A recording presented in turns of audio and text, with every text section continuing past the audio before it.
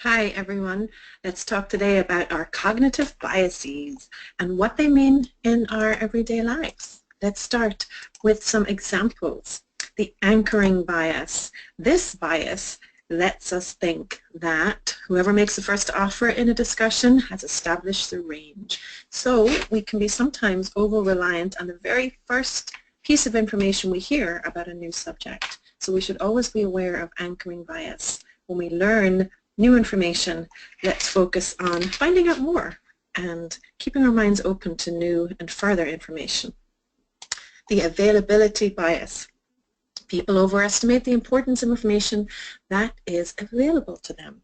It's like a sort of bartering of terms. For example, I know somebody who smoked till they were 100. Smoking's not bad for me. So that's where I'm grabbing the most available information in my mind and applying that to the situation. The next bias we should be aware of is the bandwagon effect. The probability of adopting a belief increases based on the number of people who hold that belief. So I'm going to go with the flow on this one instead of coming up with my own opinion. That's another bias that we have to be very careful of. It is a very powerful form of bias, that bias of the group think. It can be detrimental.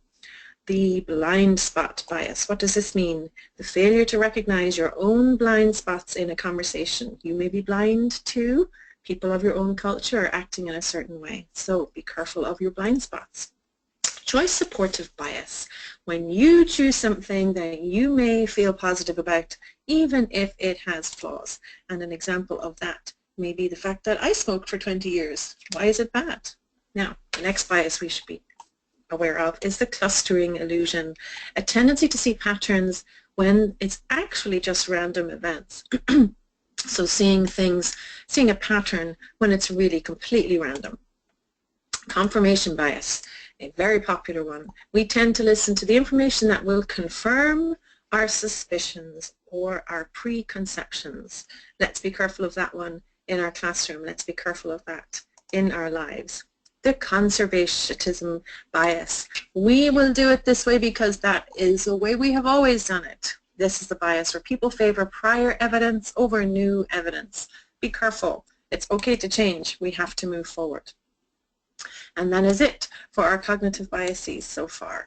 The information bias, the tendency to seek information where it does not help the situation or cause action. And a really, really common one is the ostrich effect, the decision to ignore things, sticking your head in the sand, ignoring negative information because you just want to get through. That is a very common bias as well, and we have to be careful of that one. Our outcome bias, judging a decision based on the outcome rather than how the decision was actually made in the moment. So we're looking ahead instead of looking at the work that has to be done to get there. Another bias is our overconfidence. Some of us are just too confident about our abilities. Experts are more prone to this. So I know what I'm talking about. That's why we should do things. The overconfidence bias. Another one is the placebo effect, when simply believing that something will have a certain effect because it causes an effect. The pro-innovation bias. This bias kind of lets us think that because this is innovative, because it's new, we might be overvaluing its usefulness or its limitations. And we certainly can think of some novel things that were created that, the fads that didn't last too long. The recency bias, the tendency to weigh the latest information more heavily than others. For example, when you look at marketing and investment, investors might think that the way the market looks today will make them make bad decisions further down the road. The salience effect, our tendency to focus on the most easily recognizable features of a person or a concept. So I'm reaching to something that is most appealing to me, or that's the quickest and most easily recognizable aspect of that agreement or that discussion. The selective perception, allowing our expectations to influence how we perceive the world. I expect all Chinese people to be good at math, therefore they are good at math. Very typical bias in a school setting. And our stereotyping, that's probably the most common one that we have. Expecting a group of people to have certain qualities without really having the true information about that person. But this can help us survive in a cultural setting. It allows us to quickly identify strangers, but we do tend to overuse it and abuse it, and we should be careful about when we do that. the survivorship bias, an error that comes from focusing only on surviving, so causing us to misjudge a situation.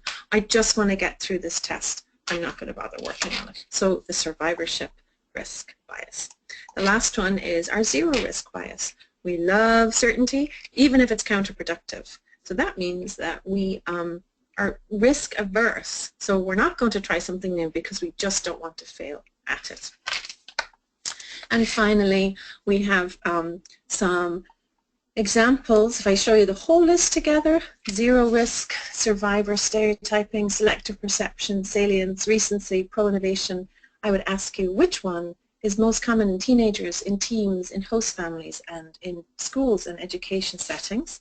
And if you look through this whole list and kind of figure out what one you're seeing more often than other one, I would ask you another question.